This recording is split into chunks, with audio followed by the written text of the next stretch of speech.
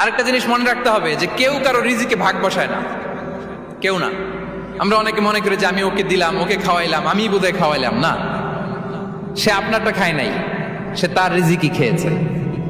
আমাদের ঘরে আমাদের বন্ধু বান্ধব আসে, অনেক সময় আমাদের ঘরে অনেক সময় অতিথি আসে, তাদেরকে আমরা আপ্যায়ন করি, তাদেরকে খাওয়াই। আসলে সে আমারটা খায় না, সে কারটা খায়? তার নিজেরটাই খায়। বিষ্ণু ইসলাম এটা খুব সুন্দর করে বলেছেন। ওনার কাজিন চাচাতো ভাই আব্দুল্লাহ ইবনে আব্বাসকে একদিন অনেক নাসিহা করছিলেন।